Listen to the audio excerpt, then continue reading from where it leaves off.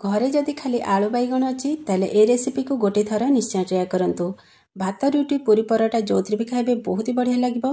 बनेबा मते बहुत सहज झटपट बनिकी रेडी हो जिवो। नमस्कार, सस्मिता कुक्स पर चैनल आ गोटे नुआ रेसिपी सहित आपण मानको अनेक अनेक स्वागत करुची। आज रे रेसिपी होची बिना प्याज रसुण रे आपण माने ओसा बार दिन रे भी ए रेसिपी को बनेकी आराम रे पराठा बा पूरी सहित खाइ परबे बहुत ही बढ़िया लगिबो। ताले डेरी न करिके आज रे स्वादिया रेसिपी को आरंभ करिबा। ए रेसिपी पे आमको एतिक ही जिनस दरकार। तो ये देखो मुझे दुईटा बैगन नहीं, दुईटा बड़ साइज्र बैगन, ता सहित ये मुझे दुईटा कंचा आलू नहीं, टी बड़ साइज्र अच्छी तार चोपा छड़ेकी रखी। ता सहित ये दुईटा बड़ साइज्र टमाटो टमाटो टी अधिका ना तरकारी टेस्ट बहुत बढ़िया आसो। ता सहित ये मुझे 2 बड़ चामच अदा और कंचा लंकार छेचा नहीं। एबे आमे प्रथमे बैगन को काटी नबा। तो प्रथमे आमे बैगन नासी छड़ेकी बैगन को 2 फाड़ करके काटी नबा। सांग माने आजिर वीडियो जदि आपण मानकु भल लागिबो लाइक करिवे, शेयर करिवे। चैनल रे नुआ थिले प्लीज सब्सक्राइब करनेबे। फेसबुक पेज रे देखुथिले फॉलो तो निश्चय करनेबे। तो ये देखंतु बैगन को एटी टिके बड़ साइज करके मु काटी नेची।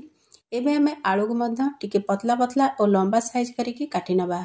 एटी आपण माने केतिकी आलू बैगन रे तरकारी बनेबे से हिसाब रे कम बेसी करि परिबे। तो ये देखंतु आलू को एंते पतला पतला और लंबा साइज करके काटी नेची। एबे आमे टमाटर को मध्य टिके छोट छोट पीसेस करके काटी नबा। तो ये देखो टमाटर सब को ये काटी नहीं। ये आम सब जिन कटाकटी सरीगला।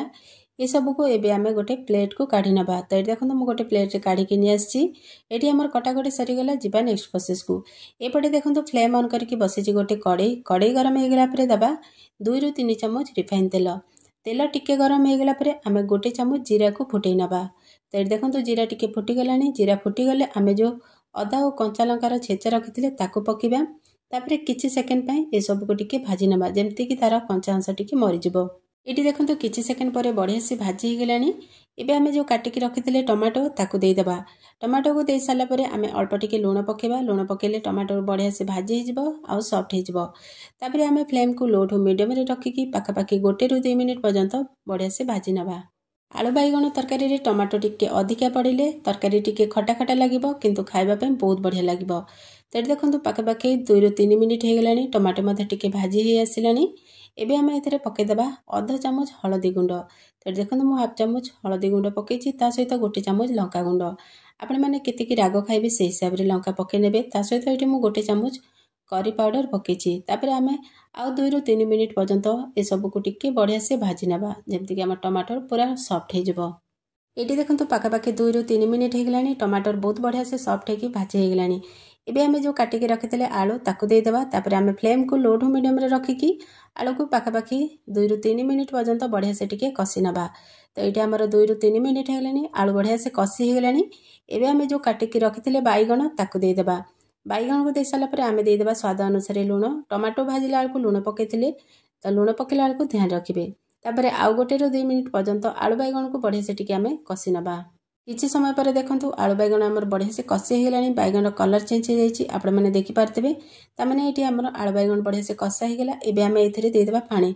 तो एठी मु गोटे बड़ गिलास गरम पानी देछि। ए रेसिपी रे गरम पानी पकेबे तरकारी टेस्ट बहुत बढ़िया आसीबो। तापरे टिके गोळी नबा। तापरे कवर करके पाखापाखि 5 ରୁ 7 मिनिट पर्यंत आलू बैगन को आमे सिझिबा पई छाड़िबा। तो एठी 5 ରୁ 7 मिनिट हो गलानी। एबे आमे कवर खोल नबा। कवर करला परे देखंतु हमर गरमा गरम आलू बैगन तरकारी प्रस्तुत हो जाइछि। एठी आपण मानकु मु देखौछि देखंतु आलू बढ़िया से सिझि जाइछि। एठी आपण माने केतिकी ग्रेवी रखिबे से हिसाब रे तरकारी को आउ टिके फुटै नेबे। एबे आमे 1 चामच गरम मसला और 1 चामच करी पाउडर पकेबा। आ किछि भी मसला पकेबा दरकार नै, बस एतिकी ही पकेकी आ 1 ରୁ 2 मिनिट पर्यंत बिना कवर करके टिके फुटै नबा। तो 1 ରୁ 2 मिनिट पर देखंतु तरकारीटा हमर बहुत बढ़िया से प्रस्तुत हो जाइछि आलू बैगन रो तरकारी। एबे आमे एथिरे किछि मेथी पत्र पकेबा। मेथी पत्र निश्चय पकेबे तरकारी टेस्ट बहुत बढ़िया आसीबो। जदि आपण मानक पाखरे धनिया पत्र थबो ताले धनिया पत्र मधे पके परिबे। मेथी पत्र पके सारला परे फ्लेम को ऑफ कर दबा और तरकारी को टिके गळी नबा।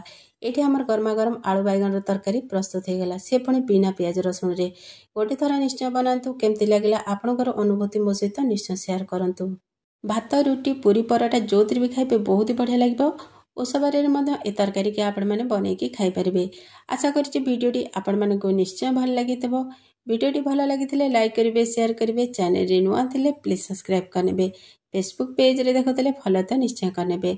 आ गोटे नुआ वीडियो सहित आपण मानक सहित देखा हबो। से पर्यंत रहुछि। नमस्कार।